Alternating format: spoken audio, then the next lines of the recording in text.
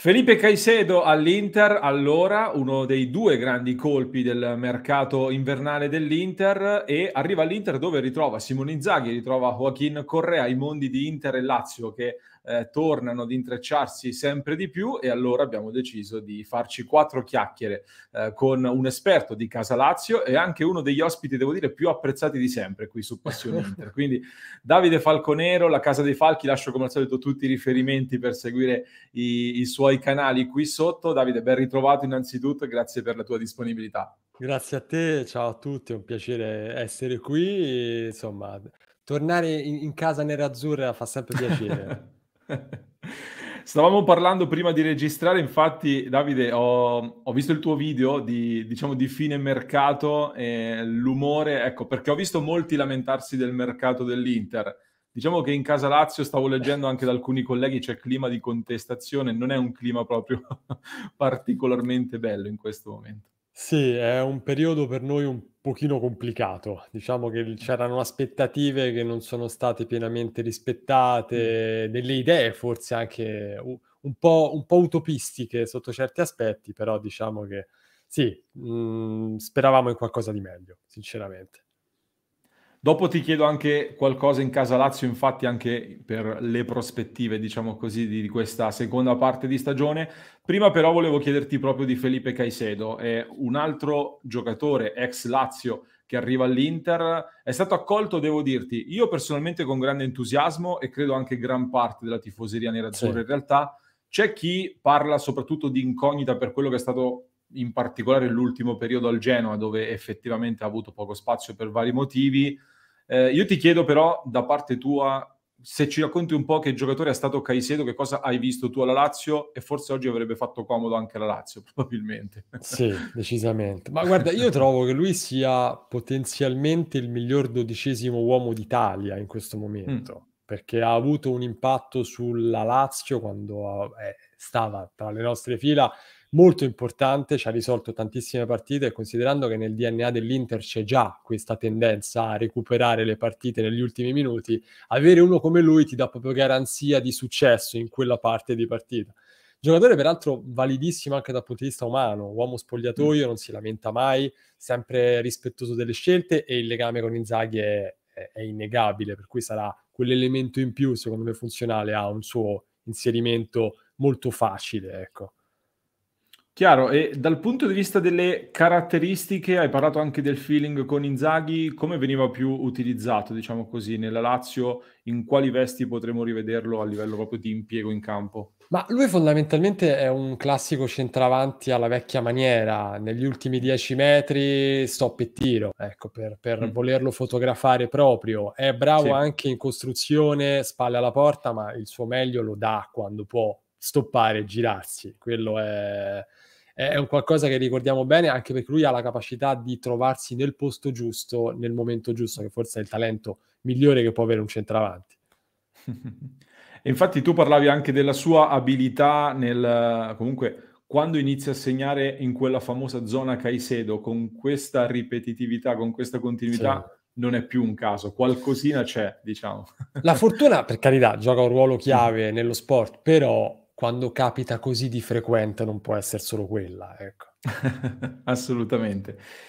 Si aggiunge comunque in questo momento Caicedo ad un reparto di attaccanti che comprende Correa, che sta avendo qualche problema fisico, c'è Edin Dzeko, che ha avuto un periodo di flessione, ma sta facendo comunque un'ottima stagione, c'è Lautaro Martinez ed Alexis Sanchez, tutte caratteristiche molto differenti. Diciamo che Caicedo da questo punto di vista è molto complementare, si va ad aggiungere con caratteristiche differenti, ma si può anche sposare ed abbinare bene con quelli che Sì. sono gli altri compagni.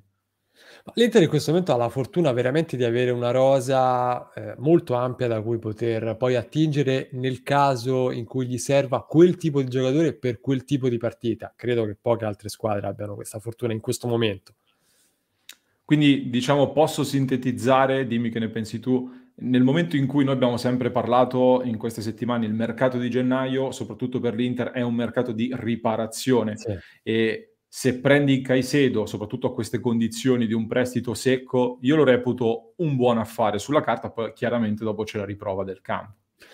Sì, quello sì, però diciamo che considerando che l'Inter non aveva necessità imprescindibile di andare a rafforzare, ha preso il profilo che serve per Mm. certi tipi di partite, che per me è la cosa ideale in questo momento. Andare a cambiare troppo sarebbe stato paradossalmente e potenzialmente controproducente in questo momento.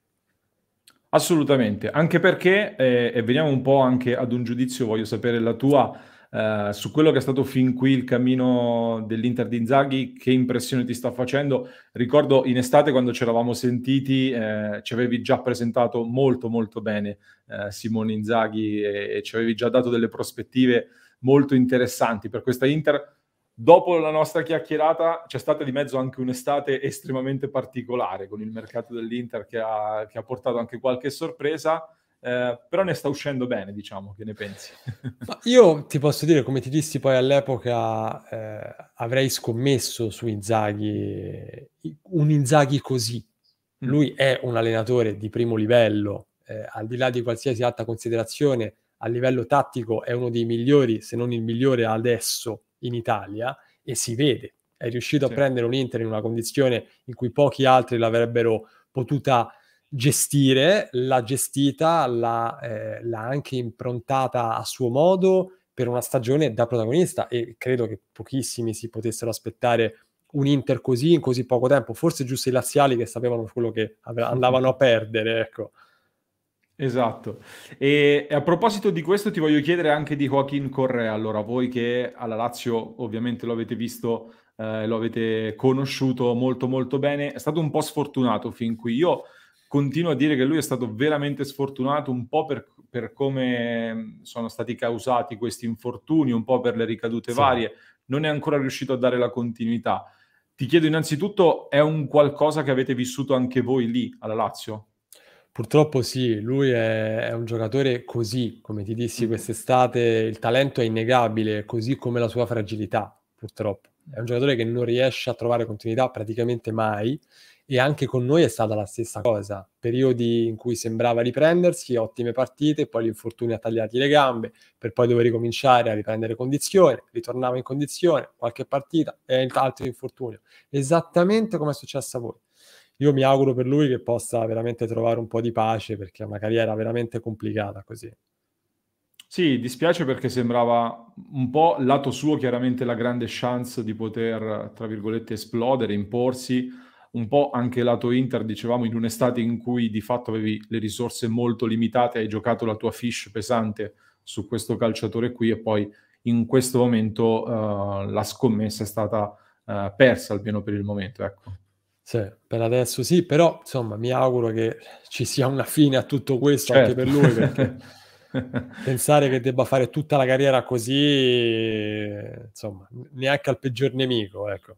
No, no, no, assolutamente. Infatti, anzi, ci auguravamo, poi è arrivato Caicedo, quindi adesso ci aspettiamo molto anche da lui, ma nelle nostre chiacchiere tra interisti speravamo che potesse essere proprio Correa, appunto, il colpo Sì, della seconda parte di stagione, perché sarebbe un valore aggiunto non da poco. sì. Vado verso la chiusura, Davide, e volevo chiederti, qualche mese fa, sempre durante il mercato estivo, mentre parlavamo, era uscito fuori anche un nome, quello di Luis Alberto, che nell'Inter probabilmente o comunque in gran parte dei club europei vedremmo benissimo e non solo. Quindi volevo chiederti un po' com'è la situazione oggi con Sarri, Eh. qual era un po' il momento di Luis Alberto e se ci sono anche voci di mercato che avete registrato.